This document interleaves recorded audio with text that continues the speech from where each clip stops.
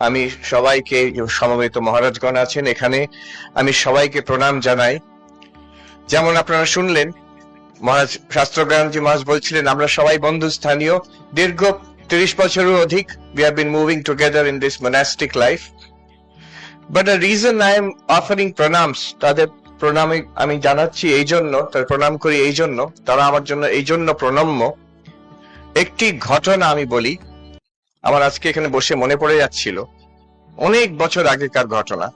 প্রথম দিন যেদিন আমি এসেছি আশ্রমে সাধু হতে, 1994, more than 30 years ago, Ramakrishna Mission Vidyapith দেওঘরে, প্যান্ট শার্ট পরা যুবক আমি তখন ঢুকেছি সাধু হতে।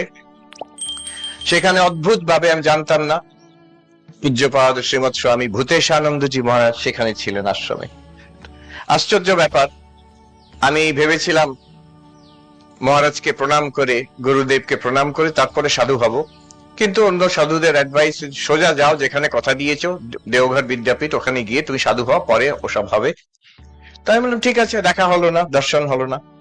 আশ্চর্য, আমি বেলুড় মঠ না গিয়ে দেওঘর বিদ্যাপীঠে যখন প্রবেশ করলাম, দেখলাম মহারাজ ওইখানেই বসে আছেন দেওঘর বিদ্যাপীঠে। আজ অব্দি আমি বিস্ময়, এটা কি, আমি তো জানতামই না এই ঘটনা যে উনি ওখানে এসেছেন বলে। আর সেটা মানে সেই বিদ্যাপীঠে শেষ দিনের জন্য ছিলেন, তারপরের দিনই চলে গেলেন।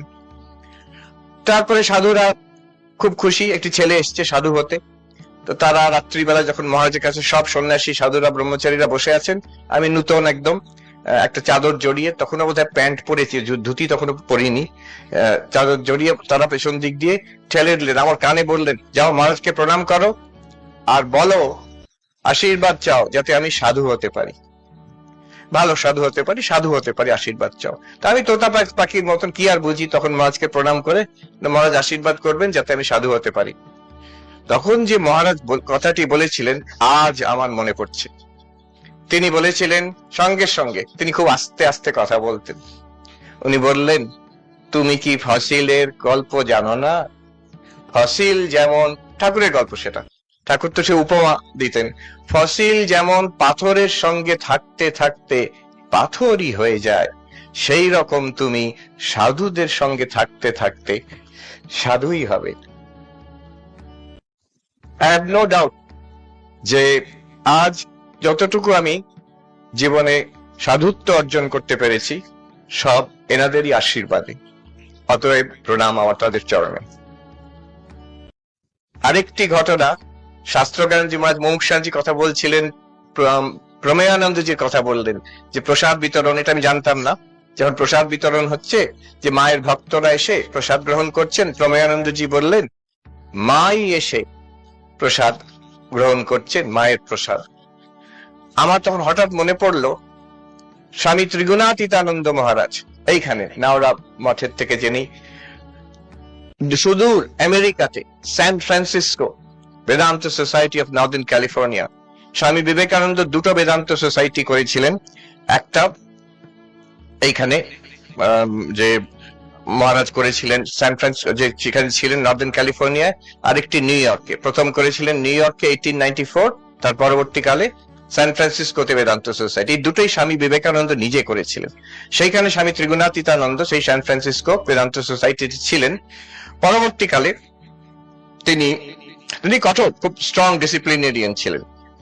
যেমন উনি যারা ওর কাছে আশ্রিত তাদের বকতে উনি দ্বিধা করতেন না, খুব কড়া ভাষায় বকতেন, ডিসিপ্লিন করতেন।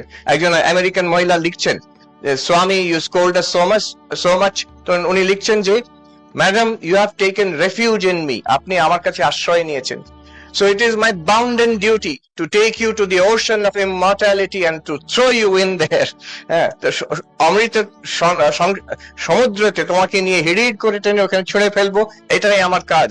If on the way I break your bones, I care not. তোমার যদি হাত ভেঙে যায় তাতেও আমার যায় আসে না। তো উনি আমার নিজেও বলতেন, সব ভক্তদের বলতেন, আমার কোনো দোষ দেখলে ইউ ক্রিটিসাইজ মি, আমাকে বলবে, সোজা বলবে। তো তখন একদিন একজন ওনাকে বলছে, মহারাজ আপনি যখন when you speak in public your voice quavers, আপনি যখন বক্তৃতা দেন সর্বসমক্ষে ওই স্যান ফ্রান্সিসকোতে, আপনার গলা কাঁপে। এটা একটা ক্রিটিসিজম। আপনি একটু স্টেডি হয়ে কথা বলুন, একটা গলাটা কাঁপছে আপনার। তখন উনি বলছেন, I can't do anything about that, সেটা আমি শুধরাতে পারবো না। কেন? যখন বলছেন আমি when I stand up to speak in the audience, audience দেখছি না, বলছি I see the divine mother everywhere, আমি মাকেই দেখছি। অতএব আমি যখন বক্তৃতা দিতে দাঁড়াই আমি মাকে দর্শন করি, তাই জন্য আমার গলা কেঁপে ওঠে আবেগে, সেটা আমি I cannot control it। এটা এই অদ্বৈত দৃষ্টির যে সর্বত্র ব্রহ্ম দর্শন, সর্বম খলবিদম ব্রহ্ম, এই তার এক নজির। প্রমেয়ানন্দজি মহারাজ যেটা বলেছিলেন, ত্রিগুণাতীতানন্দজি মহারাজের যেটা অনুভূতি, সেই